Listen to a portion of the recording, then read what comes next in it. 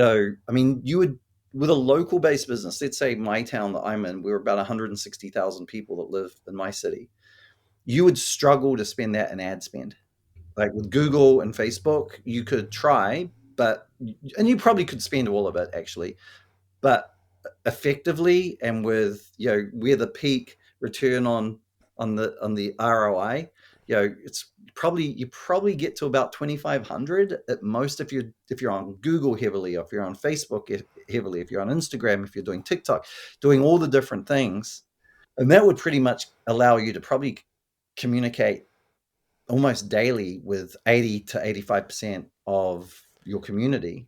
Know enough to just ask some questions where your gut will tell you this guy's full of it, right? Exactly. Know enough about whatever you like. If you're purchasing goods from a supplier, know enough about the purchasing of the goods or the supply. You don't need to know everything, but just know enough where you could, something just doesn't smell right here.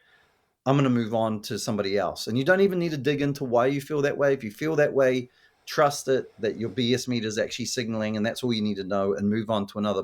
What is really great about the world that we live in is there's very few things that we need as small business owners.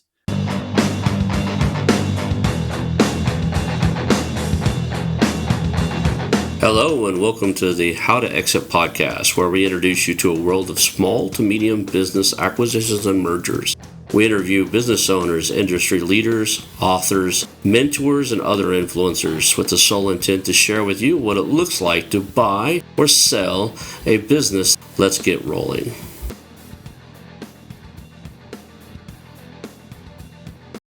And now a moment for our sponsors. I want to highly recommend you get Acquisition Aficionado magazine. Every month, Acquisition Aficionado magazine brings you tactics for business buying and selling you won't find anywhere else. Learn firsthand from industry leaders who share their success stories, featuring in-depth interviews and stories from leading figures in the business acquisition industry. This multi-platform mobile magazine speaks to acquisition entrepreneurs wherever they are in the journey. And I want you to visit acquisitionaficionado.com today. Hello and welcome to the How to Exit podcast. Today I'm here with Andy Seeley, and he is the CEO and founder of Creatively Disruptive. He told me I'd fumble on that. Creatively Disruptive. I think that it's just a tongue twister anyway. So Yep. awesome.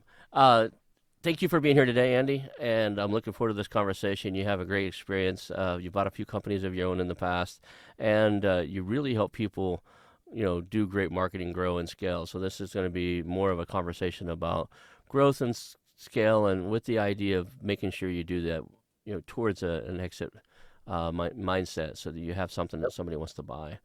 So let's Absolutely. we always start off with the general kind of your background story. What got you into this space? It looks like you came from New Zealand. Is that right? Yep. Yep. Yeah. So originally come from New Zealand in 1999.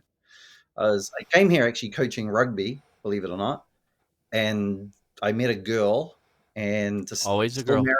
still married to her to this day. Met a girl, a gymnastics coach, funnily enough, a beautiful gymnastics coach, and she convinced me that maybe I should stick around. I was originally going to go off to the United States, sorry, go off to the UK, Mm-hmm. uh, finish up there. I was supposed to be here for 6 months, and 26 years later, I'm still here.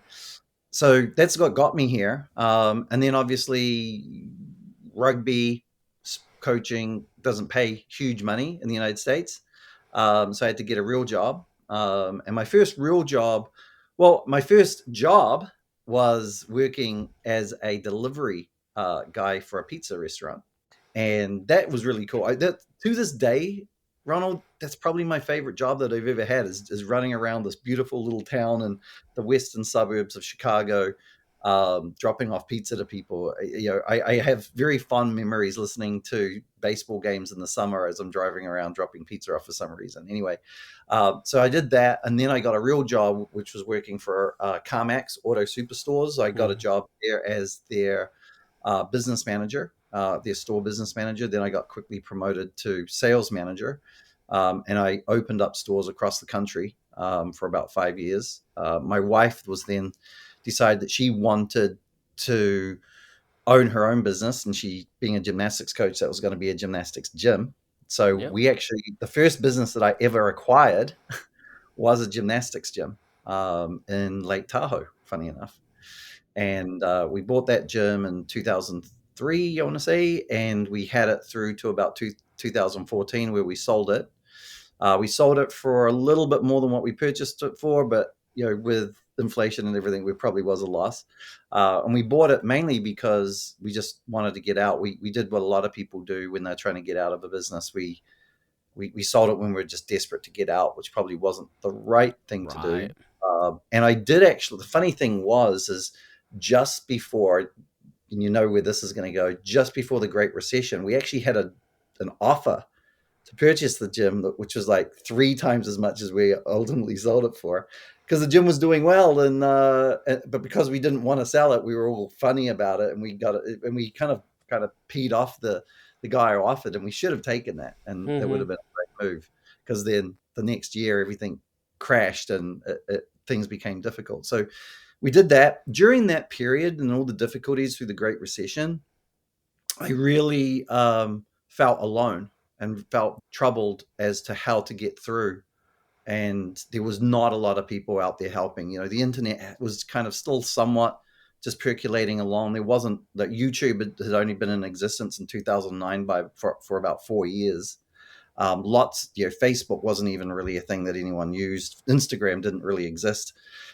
Twitter wasn't a thing. There was no social media really. There was no way to try to even really figure out, how do I reach someone, right? If I wanted to get some advice from a business expert like yourself, there's no way that I'd be able to find you, right? Unless I was going to a local business organization or something, right? So that really bothered me, and it kind of stuck in my craw a little bit. And then my business partner was going through a similar thing in New Zealand. My business partner is actually based in New Zealand, and he was going through a similar kind of story. It was different, but very similar, the themes. And in 2015, we decided to, I actually, during that time that my wife had the gym, Mm-hmm. I was a sales director for a television station. I'd always been in sales and marketing, right? Right. And my business partner got in touch with me and said, this is 2014, 2015, said, hey, why don't we get together and we'll start a marketing company? I'm really good at building websites and you're a good sales guy.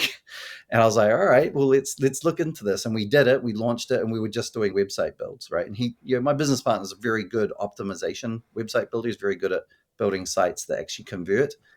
But we didn't really think much about how to get traffic to sites, which is really the holy grail, right? Right. Good traffic to see you is also is as important as a good website. If you have a great website but no one's going to it, it's useless, right? Vice versa, if you have really good traffic going to a really bad website, it's kind of useless too. So being able to learn to do both things, we started on that. And what we decided we wanted to base everything that we did, Ronald, was we wanted to be that company that you think of when you're staring at the ceiling at 3 a.m. in the morning as a small business owner, wondering, how am I going to get through the day? How am I going to get payroll paid? How am I going to pay my lease? Oh my gosh, I'm so stressed out about all this stuff. We wanted to be the guys that you go, okay, I'm going to go to sleep, and at 9 o'clock, I'm going to call Andy and Creatively Disruptive, and we're going to get to work to solve this problem. I wanted to be what I didn't have when I owned the business, my first business. Right. I wanted to be an outlet for my clients to be able to go, I've got a whole team of people that are working with 80, 90, well, right now it's 110 other businesses somewhat similar to me with hopes and dreams and so forth. They probably know something about how to maybe try to tackle this. And if they don't, they might have some ideas, and at least somebody that I can talk to try to walk through this. So our business was kind of formed with those failures of our past and those difficulties in our past to try to help offset small business owners. And I think, that's probably why we've gone from success to success over the last 10 years. I mean, we're a I hesitate to call ourselves a digital marketing agency, because I feel like we're much more than that. We do a lot of consulting. We've got consulting clients. None of our clients are just getting ads made for them. I mean, all of them, we're going through their financials. We're looking at what they really truly want, because people come oftentimes and they say, I want to make an extra 50,000 a year. Well, what does that mean? You personally, your business, profit, revenue, why 50? Why not 100? Why not 25? Well, let's walk through this and actually get some real numbers that mean something. So we do a lot of that kind of stuff to actually walk through to really find out where people are at. So I think what we are is a revenue growth and profit sustaining agency, if there is even a thing called that, because that is really where we're at. Because what we do know is most of our clients stay with us. If we have a client and they join, if they stay for more than 4 months, they stay with us for years. The first client that we ever had is still with us today, which is quite something in our industry. And the reason for that is because of our focus on helping make them profitable. Not just how do we make some ads that get some people to their website, how do we make you profitable? And sometimes it's a battle up front, right? And the reason why we get a higher turnover in the first 4 months than what we do once we get past that first 4 months is there's this wrestling match between us and our new client with trying to change some of their ways, right? You've heard of Caesar, the dog whisperer, right? And Yep. have you heard of him? You know how he kind of almost always says it's not the dog, it's you. Like the failures that most business owners see and the difficulties that they have are usually self-imposed, Oh yeah, right? definitely. Yep. So, and usually when they come to us going, I need this and I need that, and all these people have failed me, and I need this and I need that, and we kind of walk through with them that, hey, look, let's dig into what these past failures, what's caused it.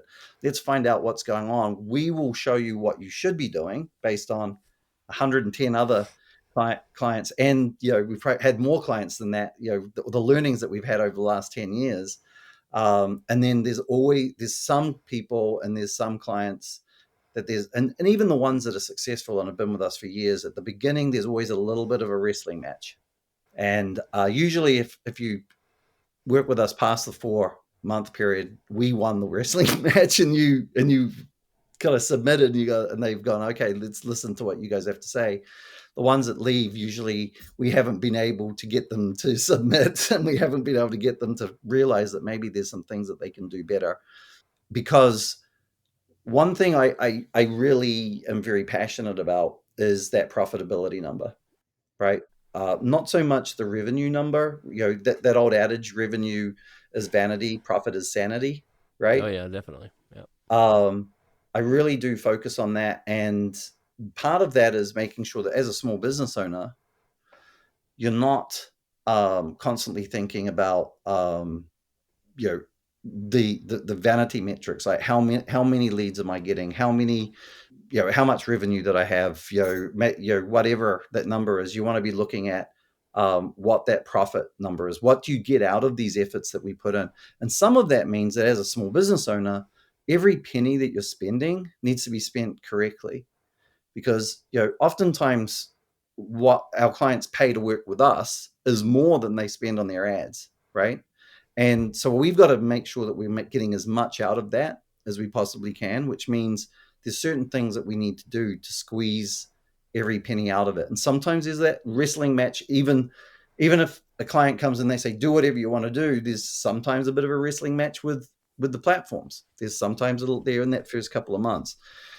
So we're really, really concerned about how much somebody's spending on their advertising, what they're getting back for it, and why they're doing it.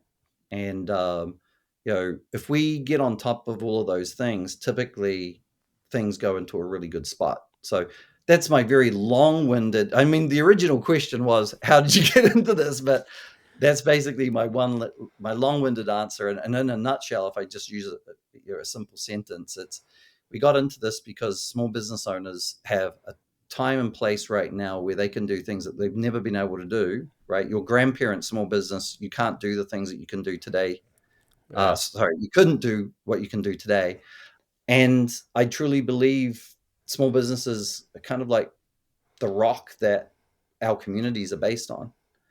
And I really have a desire to support those people, because I think communities, people, villages, towns, they deserve a little bit more support than I feel that sometimes we see out there, if that makes sense. I agree. You know, It's interesting that, what you were talking about there. The concept that business owners, they want 50,000 more, a month or a year or whatever.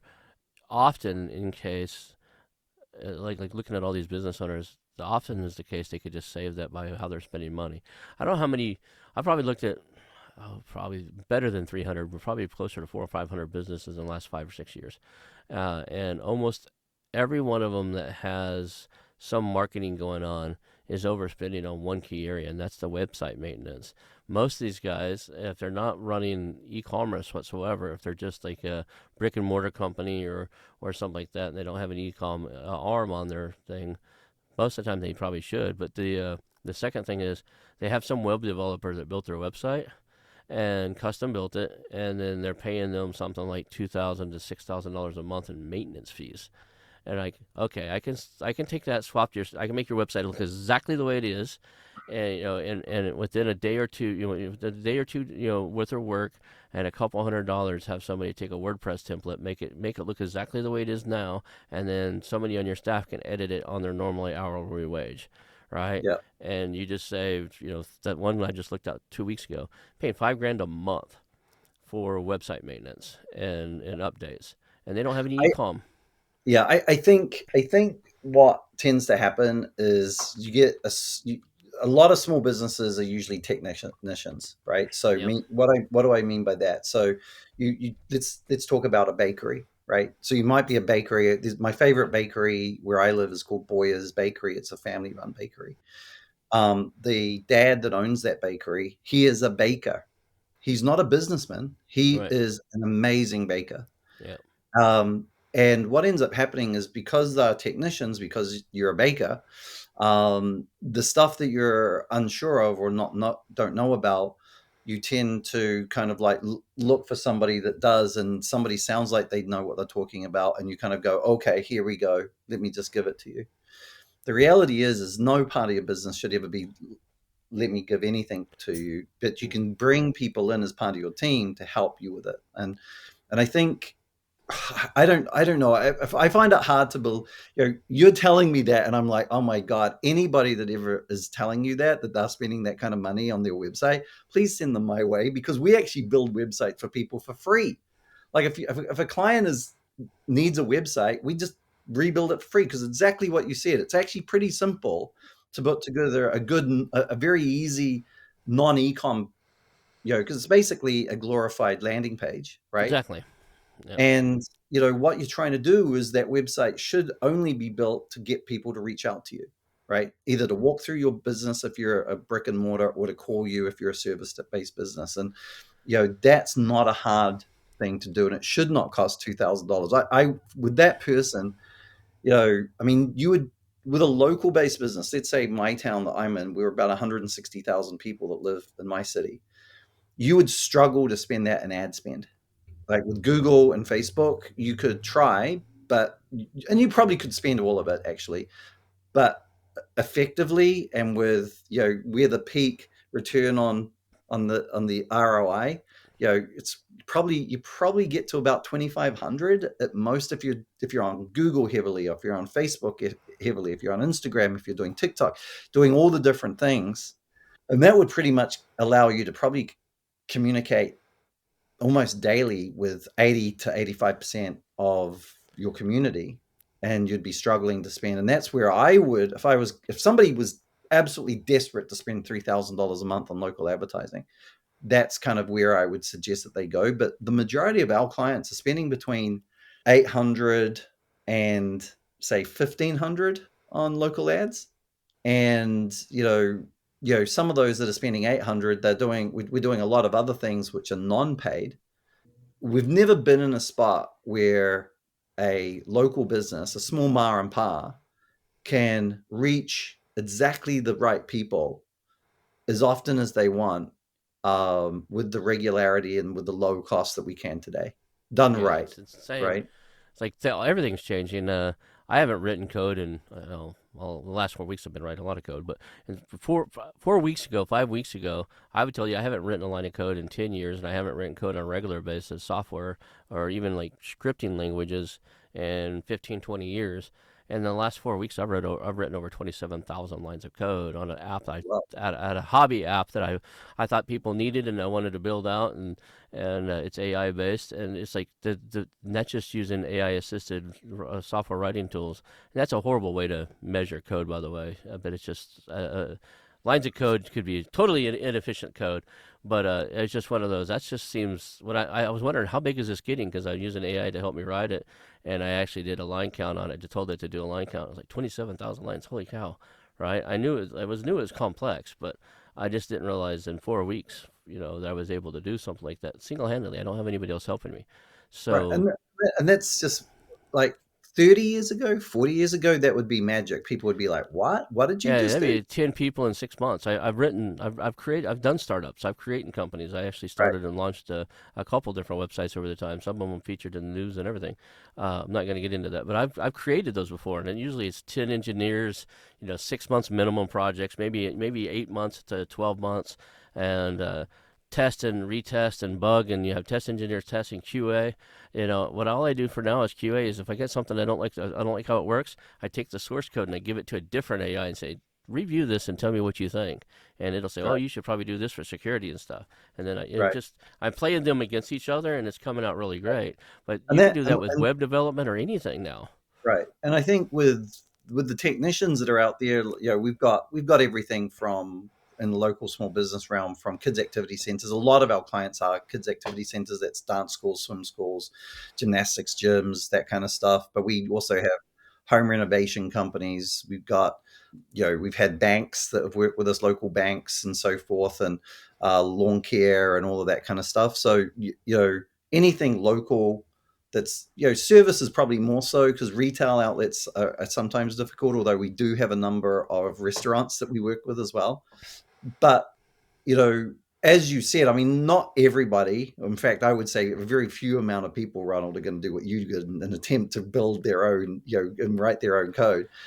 But I think the point that you're making is we do live in a day where it's possible that a baker with a little bit of interest in technology could write code for an app, which Oh, is yeah. just crazy towns, right? Yeah, they have all these websites. I'm using one of them. They have all these websites out there. They're called no code.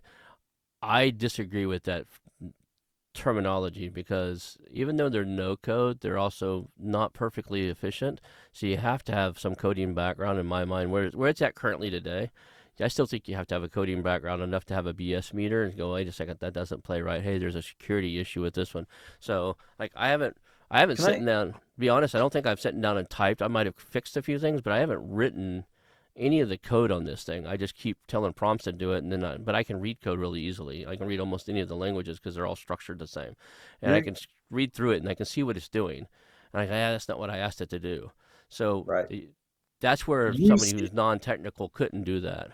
you just said something that is extremely wise, but is kind of sounds, I think you were trying to say, you were saying kind of what I'm about to say, but I think it's really important to kind of pick on something you said. You said you've got to have a BS meter Absolutely, or code, right? for But the AI at reality is, all AI me, for any of it. but I'm talking, I think as a business owner, Hmm. small business owner, any business owner, what I see as a really good tool for you to slowly build up is a really good BS meter on a wide range of topics, right? If you're talking about marketing, if you're talking about working with a company like mine, know enough to just ask some questions where your gut will tell you this guy's full of it, right? Exactly. Know enough about whatever you like. If you're purchasing goods from a supplier, know enough about the purchasing of the goods or the supply. You don't need to know everything, but just know enough where you could, something just doesn't smell right here. I'm going to move on to somebody else. And you don't even need to dig into why you feel that way. If you feel that way, trust it that your BS meter is actually signaling, and that's all you need to know, and move on to another. What is really great about the world that we live in is there's very few things that we need as small business owners that there isn't 1,000 people supplying it, right? The problem with that is that of the 1,000 people supplying whatever you need, 990 of them might be full of shit, right? Right. So building up your BS meter getting a sense of, is this the right person for me as well? Like, I think I'm very trustworthy. I think we know what we're talking about. We really care deeply about small business owners, but I'm also totally aware that I might not be the right fit for everybody as well, right? So even when you find somebody that is a good, that is good at what they do, it's important for you, especially if you're going to work with them for a long period of time. Which, if you're getting into a relationship with a marketing agency or a marketing firm, you got to treat it like you're hiring an employee. It just happens to come with 20 people. Treat it like you're hiring an employee, which means you're not going to try it for 1 month or 2 months and then just ditch it when it's not quite there. You're going to work through it and get to where it needs to be. But to make sure you're not wasting that 2 to 3 months of getting it where it needs to be, you've got to feel good and be able to just sniff test that BS meter thing. So I know you were talking about coding, but the reality is, it's across, as a small business owner, probably my biggest strength, I think, is I've got a pretty decent BS meter, and there's a lot of stuff I don't know about, right? Right. There's a lot of things I can go, that kind of makes sense to me, or that makes no sense to me. And I don't necessarily get all up on people or tell them that they're full of shit or whatever. I just thank you very much for your time, Ronald. I'll get back to you when I'm interested. And you just never hear from me again, right? And I think Right. that's a real amazing skill that I think, for a successful business owner, you should really kind of work on doing. And I'm reading stuff. I'm always on YouTube. Probably I'm on YouTube probably 2 or 3 hours a day. Probably, like, if I think about it, when I get up in the morning, I've got YouTube going. I'm brushing my teeth and stuff, listening to something. I'll watch something. I'll listen to something. I'm always trying to find different things to find out enough to give me enough information to go, does this sound right? Yeah, I don't need to be the expert on it, but as a decision maker in my business, I've got to know enough to be able to just sense, is Ronald full of it, or is he the answer to all my prayers? You know what I Right. mean? I do the same thing. I actually constantly seek knowledge. Probably have more college degrees than the average fool should have. That said, I thought I was going to be a college professor, so I went to got multiple stuff there. But this goes for all of my guys out there listening. You're thinking about buying or selling a business too. Have a BS meter when you're buying. Have a BS meter when you're selling. Learn enough about the brokerage process to ask the broker enough questions. Do you know whether or not they're going to actively market and do more than just charge you a fee and throw your listing up on Biz Buy Sell and hope it sells, right? Right. They're gonna work with you and get your numbers right. They're gonna do all the different stuff. But you got to learn these different realms before you hire anybody. Learn enough. It's so easy these days with all the different AI tools. You can literally give AI any subject in the world and say, "Hey, I need to develop a BS meter, and here's what I'm trying to hire somebody for. What are the critical things I should look for?" And it'll teach you, right? Yep. There's models out there if you like to listen. There's models out there you can give notebook.lm or notebook LM, I think is what it's called. You can give it 300 source files and PDFs, and it'll produce a 15 to 20-minute podcast where two individuals that are AI generated that sound real, and you can hear them sigh and breathe and laugh in the middle of it, everything, are talking about your subject you put in there. And it's a heck of a way to learn something quick, right? I had a Right. buddy trying to get me into crypto not too long ago, and I was like, I don't know anything about this space. So I found a bunch of PDFs and places that are teaching about it and ebooks and stuff I can throw into that and listen to a 25 or 30 minute, self-produced that I put together inside of there, listen to it and talked about it, and Right. learned quite a bit about the space. I think what you're saying there is really interesting when it comes to tools to actually build your BS meter. Is I use ChatGPT a lot, and I know people are like, "Oh, ChatGPT." No, you know what? ChatGPT is really good if you do it right. And I've been training my ChatGPT. My ChatGPT is an English woman named Jane, who comes from a town called Plaxtall in Kent, England, which happens to be where my dad was born. Because I said to my dad, we can do a background for my ChatGPT, Yep. and he was like, "Oh, well, that's great." I was like, "What do you think it should be?" So he basically gave it his background, but it happens to be an English woman named Jane. Anyway, Jane has been taught over the last year everything about my business. And this might be a scary thing for some, but I'm like, who cares? I'm just going to embrace it and see Right. what happens. what's the worst that can happen? But we'll see, because I'm literally giving loads of knowledge and lots of information that I have about my business, to the point that I can go on there and say, make me a bio. And it makes me a bio, and it covers everything. It knows that I've got kids, knows I've got my wife, knows what I'm interested in, blah, blah, blah, because I've been teaching it. I'm writing a book on it. It's getting all that information. I give it my thoughts.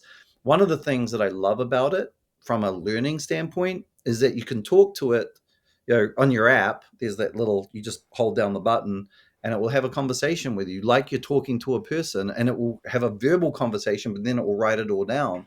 Yep. And I can actually talk about, hey, what's the best way to do this? What do you recommend this? And then it will start talking about it, and I can interrupt and say, well, hey, what did you just say there? Can you tell me a little bit more about that? And it will start talking. And it's literally like having a conversation with a knowledgeable expert. What I love about what I've been able to develop with ChatGPT is it's not just a knowledgeable expert based on all the information on the internet, but it also is a knowledgeable expert on me and what's important to me and what I'm trying to get done. So when I'm talking to it to try to find out stuff, it comes up with some really interesting stuff. Now, I've also been able to build a little bit of a chat GPT bullshit It'll sniffer, hallucinate. Yep. Yep. because sometimes it gets stuff, because a lot of the information it's getting is off the internet. So sometimes, the internet is not always correct, right? Right. But that's where you can get in there and say, hey, that doesn't sound right. When you say that, blah, blah, blah, blah, blah, take this. But like anything, the information that you're getting from anywhere, even if you paid $100,000 a year to sit in a college class with a professor talking to you, that professor doesn't know everything either, right? So, Yep. but the tools that we have to quickly get to where we need to be is amazing. I love how I can go to a client's website and tell ChatGPT to have a look through the website and give me some thoughts of what's working and what's not. Now, it's pretty elementary, but it gives us something to look at, right? And it gives us something to start with, right? We can say, hey, there's this or there's that. Give us some thoughts on this. Give us some thoughts on that. There's multiple different AIs when it comes to copywriting. Where you can write all sorts of different copy from, and you can write it in different ways. You can write it technically, you can write it expressively, you could write it from a sales standpoint, humor. You can write it with all sorts of different, who is the audience that's listening, and it will tailor it to that audience. Like you said, there's AI where you can generate podcasts. There's AI that you can generate photos and video. There's pretty much the gamut, right? Yep.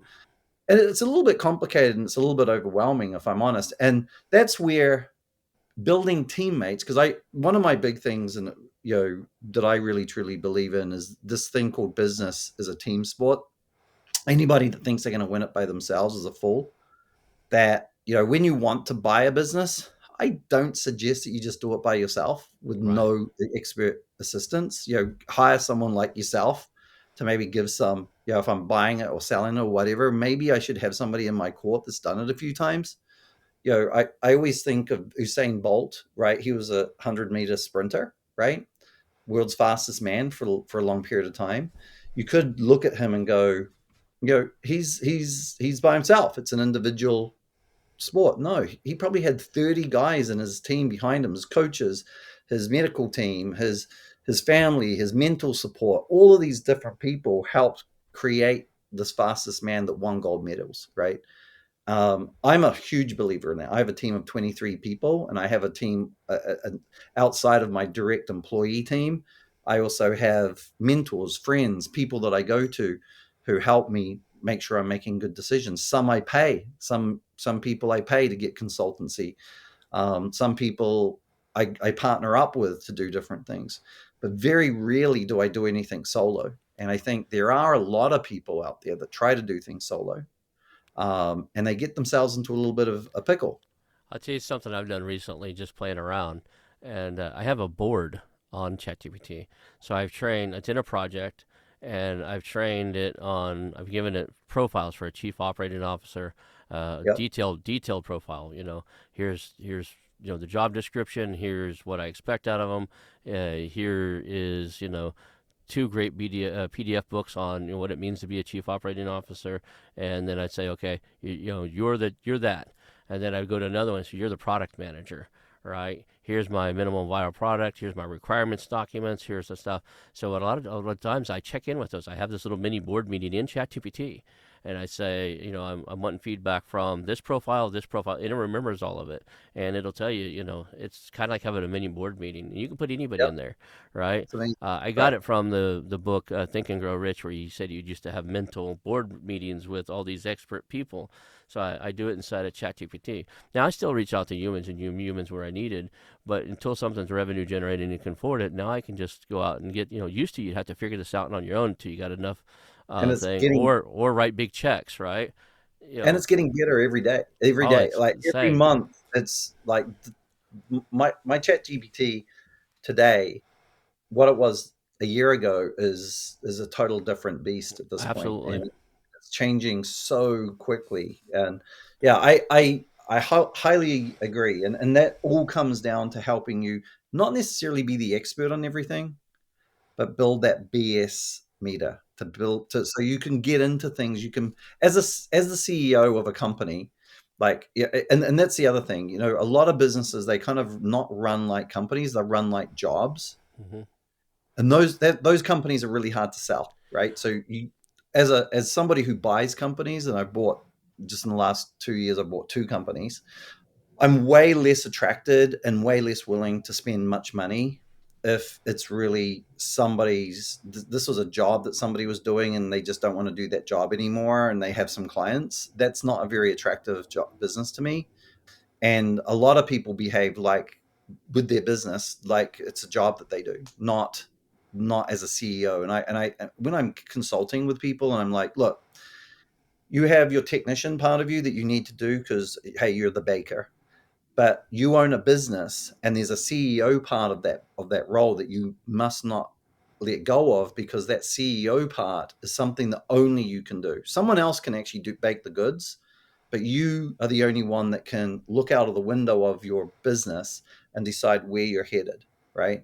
I did the analogy yesterday with a consulting client that I have, that I then mentor, and I said to him, "Your problem right now is you're looking internally totally, and there's no looking out. So think of it this way: right now, you're in a beautiful car, and you're constantly looking in the wheel, in the passenger seat, in the center console, in the back seat, at the dashboard, in the glove box, looking downstairs. You're looking at all these things, but you're never looking out of the front window. You're not looking down the road. You don't know where you're going. You have no goals. You don't know what you're trying to accomplish. This car can't safely move anywhere.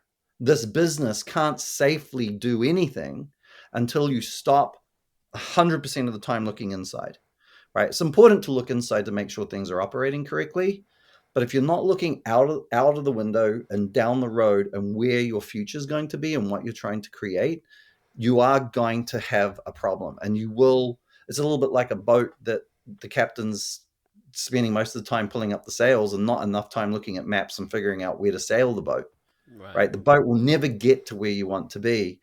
And that's one of the reasons why, as a company ourselves, if you were to come on board with us, Ronald, our first thing that we do in the first month is we do a thing called a 12-quarter plan. So it's a 3-year plan. And we say to you, where do you want to be in 3 years' time?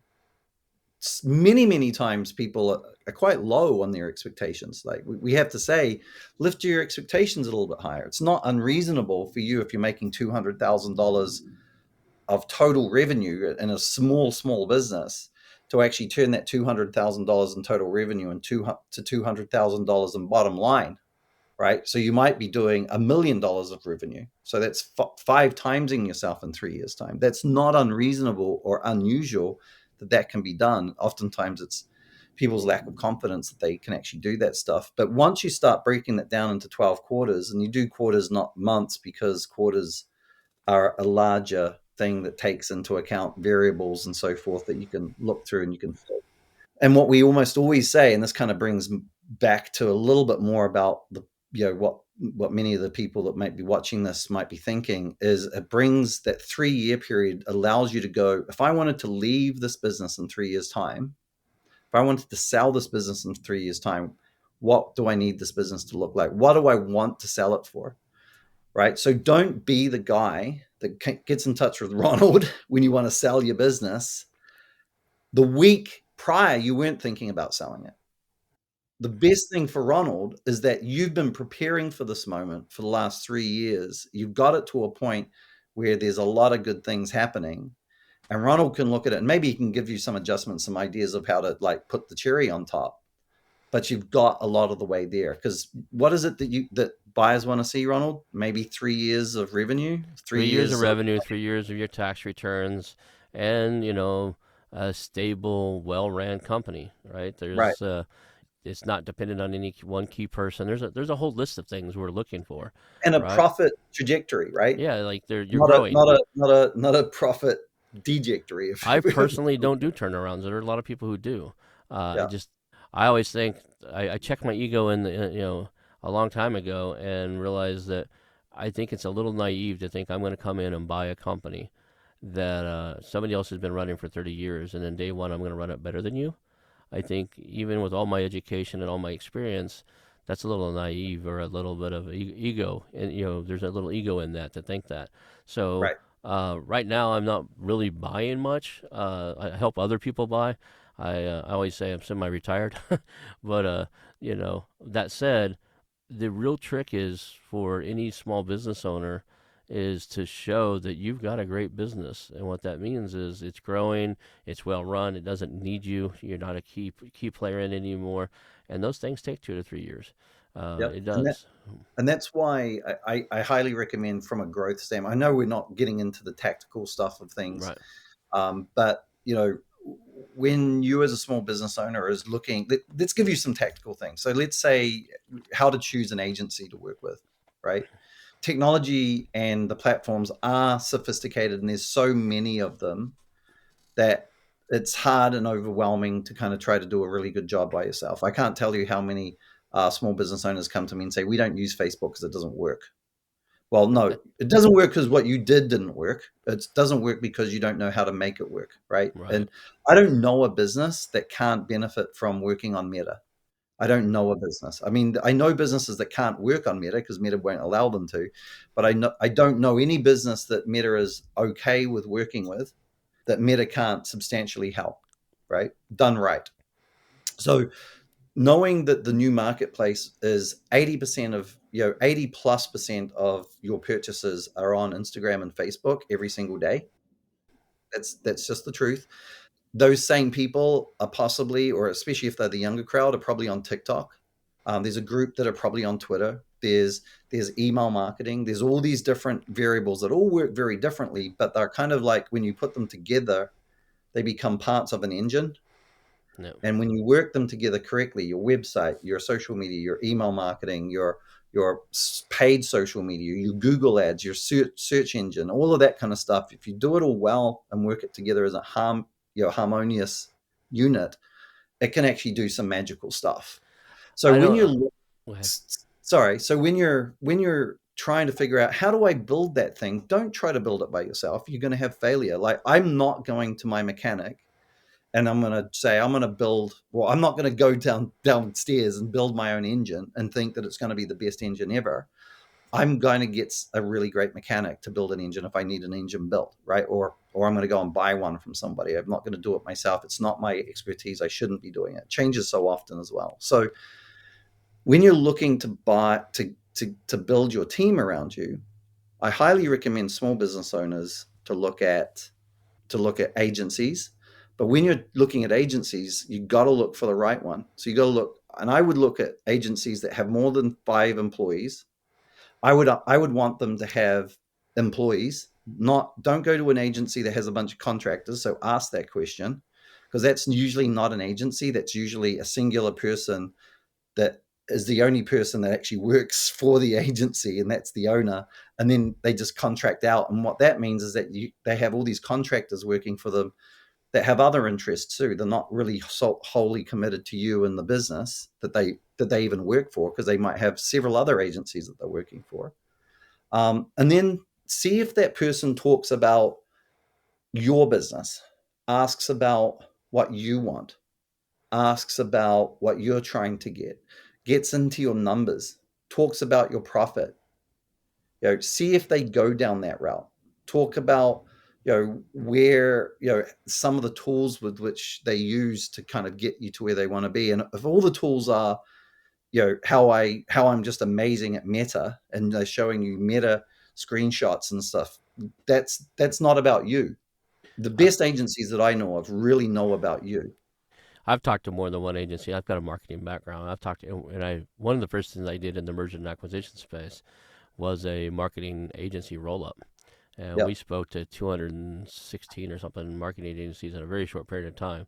And so many of them, even some of the bigger ones, you would ask for questions like, well, okay, how do you manage your customer acquisition costs? And they would just go glassy eyed, right? They didn't know the number side of the business. They sold branding, they sold marketing. That's a big pet peeve for me in the small to medium business space is, and I say it all the time. If you're a small business and you're not doing 10, 15, $20 million a year and somebody's selling you a branding campaign and they're not telling you an ROI and how you're going to make your money back, you're Yep. getting taken, right? That's a so that's that's there is branding happens and there needs to be consistency. There's an importance around branding, but paying money for ads and putting content out there for the sake of branding and nothing else is absolutely ridiculous if you're really small.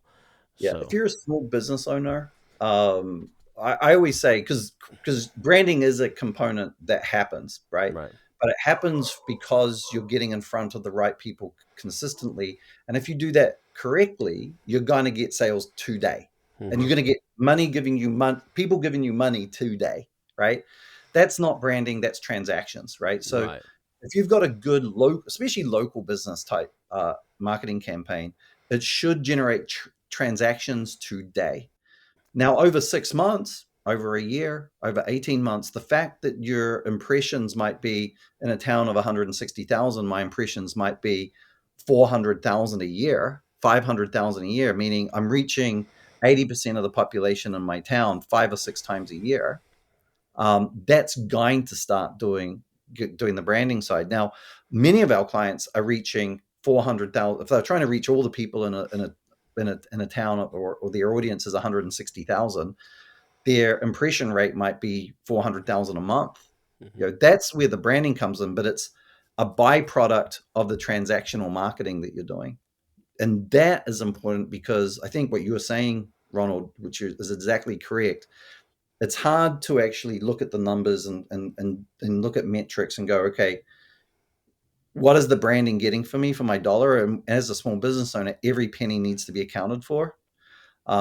With transactions, we can account for that a lot easier. I can see, okay, we've got, like, let's say a gymnastics gym. Let's just use. We can see, hey, we got that gymnastics gym 40 leads. They closed 20 of them, 20 new clients. Client is worth $100 a month. Average client stays for 12 months. We got 10 of them, so 12 times, $1,200. We've added on average about $12,000 for that month, right? How much was the lead cost? $20. How many leads? Blah blah blah. This is, so the actual cost of that acquisition was, $400 to get a customer that's worth 1,200. Is that worth doing? Should we continue? Is there things that we need to get better at? The branding part is where, because usually with that kind of business, you're focusing on mums, right? So in a town of 160,000, there might be 40,000, 50,000 mums. You want to be getting 200, 300,000 impressions on those 50,000 mums every month.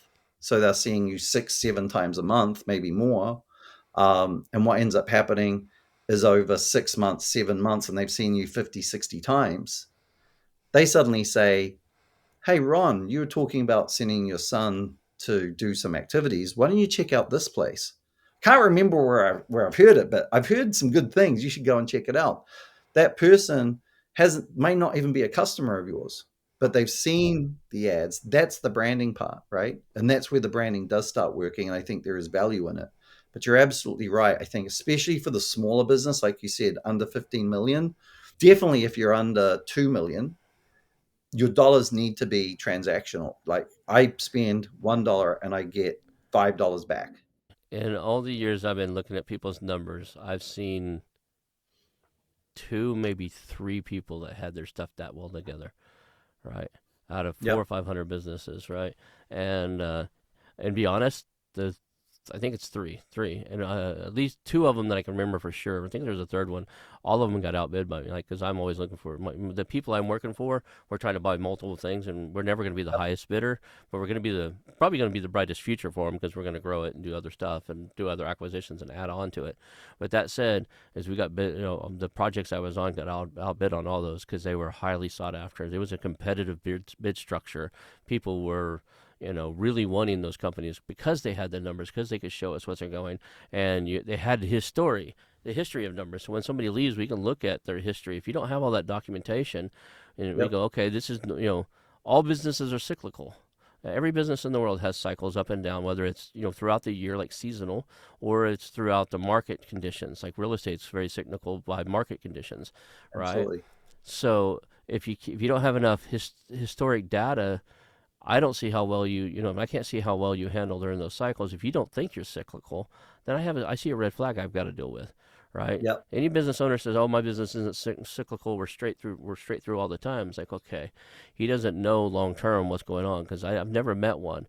Even bars, right? Bars are good I during, mean, it's seasonal, isn't it? It's yeah, just there's different times of the year where there's with ups and downs. You're talking about bars. There's different times of the years that bars are busier than other times of the years. exactly, Um, you can't just say, "Hey, we're doing really great." Oh, why is that? Oh, like yesterday we did so much money. Yesterday was December 31st, yeah, or yesterday was March 17th.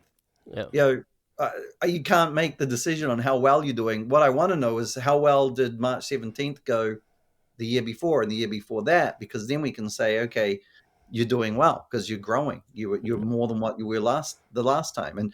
And and were the last 3 years actually good years, or were they just poor years? Right? What's going on here? So one of our goals is to have everything data crunched, and because we pull all the stuff and it's all in a spreadsheet and I have my staff do it. The other thing that's good about having a data that data is it can allow to do one of the things that I think you mentioned. You're saying these little bits of absolute wisdom, Ronald, and we're not picking up on it.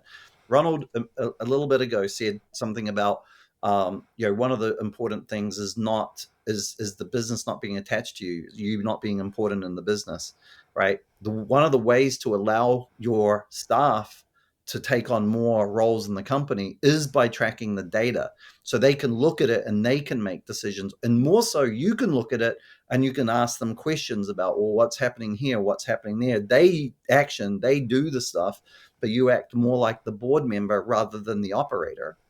And you can have an operator that's looking at the numbers who's an employee, and then you're pulling yourself out of the company a little bit more. You're training your staff to look at what's important and what's going. So when I come along and I'm like interested in buying your business and I'm worried about the day you leave, I'm not so worried about it because nothing much is going to change apart from it's going to be a different person asking the question, which is what I want anyway. Right.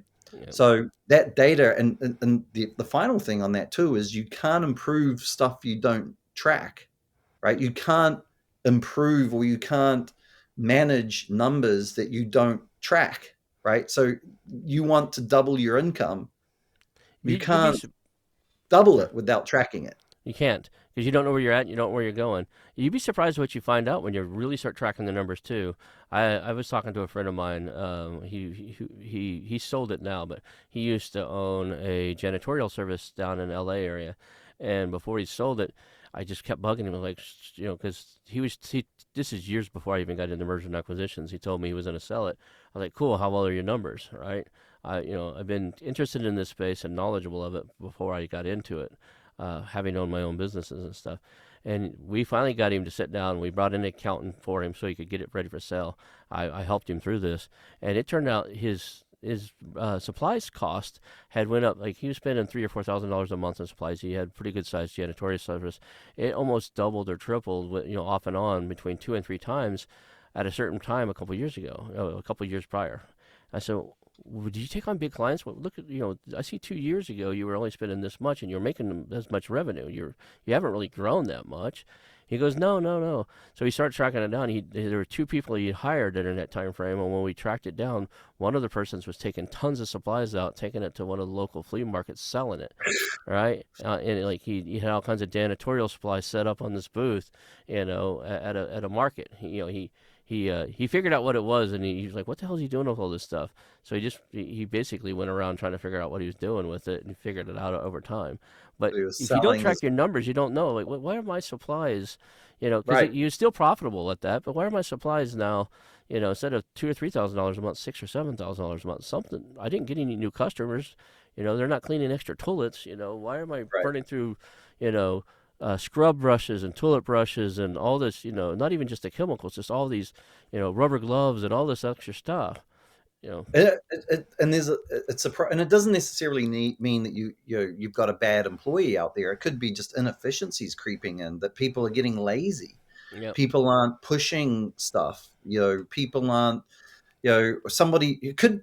I mean, sometimes I hate to say it. Sometimes it could just be a salesperson that's getting tired and probably stale, and maybe needs to be moved on. I mean, no one likes to think of that, but sometimes that happens. Good person, they've been working for you for 5 years, but there is some people have expiry dates when it Right. comes to their efficiencies. And if you're trying to set yourself up to sell, those are really important markers that you need to look at. And again, like, as a marketing agency, I hate to call it that. I'll get back to that revenue growth agency, or revenue growth company. It's really, really important to us that all of our clients have a grasp of their numbers. We try to put all the numbers we can together. I know for some of our clients, we'll try to dig into their how many kids do they have coming, or how many cakes do they sell, or how many kitchens have they got, what is their cost per kitchen, all of that kind of stuff, to try to start getting them a bit of a dashboard together. Because what I see always for us, and this is a very self-serving thing to say, but what I see for us is the better we help our client look at their metrics, the longer they stay with us, because they actually know what's going on rather than get a feeling. I had a client last week that reached out to us, very agitated, very angry, was kind of being borderline abusive to some of my staff members.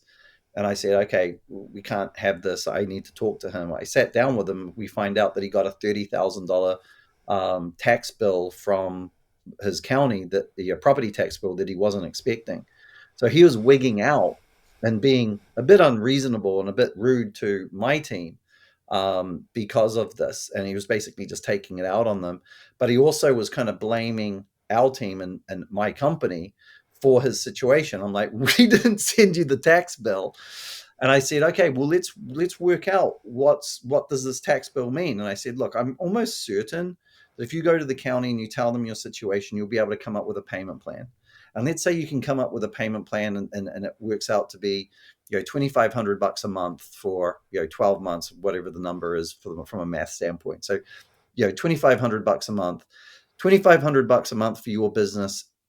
We basically need to get an extra 12 customers. To get those extra 12 customers a month, your close rate currently is 50%. We need to get an extra 24 leads. To get those 24 leads, your current lead cost rate is $20. So we need to spend an extra, $500 a month. Basically, let's just round it up, $500 a month on leads to pay the county $2,500. So really, your cost of this is $500 a month, not $2,500, because based on the numbers and all the data that we have, that's going to get you your 2,500. But the beauty of this is, at the end of the year, once we've finished investing this $500 a month additional spend, Mm-hmm. is that you've built your business by that additional 30,000 a month. And that will, sorry, yeah, it would be a month by that point, and you'll actually end up continuing that revenue track once you've already paid that tax bill off. Right. And all of a sudden, he went from anger, frustration, because he didn't know his numbers, right? Mm-hmm. And he didn't. And the reason why he got snuck up on with his tax bill was because he didn't know his numbers, right? Right. To knowing his numbers and being so grateful, I could see he was almost in tears. And that is where we need to be. And quite frankly, and I know we don't have a lot of time left, but quite frankly, if your partners that you're working with, and I don't care who they are, if they're your accountant, if they're your lawyer, if they're whoever you're talking to about the problems that you have, your marketing agency aren't trying to solve your problems the way I just worked through that very simple problem to try to solve your real world situation, you need to look at somebody else to work with, right? Because they are out there. Awesome. We will need to wrap this up. Let's do this. Give me three we do. It's over an hour here already. Yep. Give us three takeaways that if anybody was listening to this, you want them to walk away with. If they don't remember anything else, what would you want people to walk away with after hearing our show today? All right. So first of all, I really I want you to think about where you want to be in 3 years' time, regardless of whether or not you want to sell your business. I want you to behave like you're going to sell your business in 3 years. In 3 years' time, you can choose to sell it or not. It doesn't matter. But I will tell you right now, you do that, your business will be in a far better place and you'll be making a lot more money. So that's one. So know your numbers and know where you want to be. Because, like I said, if you're looking out the window and if you're not looking out the window and you're looking at your center console, you're going to crash. But if you're looking out the window and you're driving to where you want to be, there's a good chance you'll get there. So know your numbers, know where you want to be. Second of all, build a team around you of experts. Hire the Ronald Skeltons, hire the Andy Seeleys and their knowledge base and their team of people. Because it's not just Ron that you're hiring; it's all the people that Ronald knows. Right? Absolutely. All of the people that, and it's the same with me. It's not just Andy you're hiring; it's all of his staff members. It's all of his network. It's everybody. So get these experts. Get a sense of whether or not they're the right people for you. Because just because I might be really good for somebody might not mean I'm good for everybody. And finally, what is the difference that you're making? So this is everything, and we haven't really spoken about this, but what is the grander impact that you're having? What are you trying to accomplish? If you get a really clear sense of why you're in business and what you're trying to do, and you team that up with a really great team to execute that, and you team that up with a really clear vision with numbers and metrics, you are going into magic land. And many businesses do one or two of those things. Very few do all three. And I think if you can do those three things, it's going to take you to a whole new level that you never even realize. And it's absolutely life changing, not just for you, but possibly generations of your family. Awesome. Awesome. How does people reach out to you if they want to get a hold of you? Best way to probably reach out to us is through our website, if I'm honest with you. Go to creativelydisruptive.com. You'll see a lot of gymnastics and a lot of kids activity stuff. We've got 3 brands, if I'm honest. We've got highlevelthinkers.com, which is much more service based. It's just a brand. It's not actually a company. Sometimes if you got a home remodeler and he goes and sees a whole of gymnast kids, he's probably like, I'm not in the right place. But the reality is the work goes the same way. And then we've got ashworthstrategy.com, which is an e-com brand that we do where all our e-com clients come through. So go to Creatively Disruptive is the actual company. It's who we are. And you can reach out to us and say, hey, I saw you on with Ron. I'd like some more information, see if you can help us. And we can help you with pretty much anything, as long as you're e-com and a local small business. Other businesses, SaaS and different things, we're probably not as good a fit for you. But if you're a local small business owner or an e-com business, we can definitely do some stuff for you. Awesome. Awesome. Well, thank you, Andy, for being here today. We'll call that a show and hang out for a few minutes. Awesome. So don't just jump yet. All right, here we go.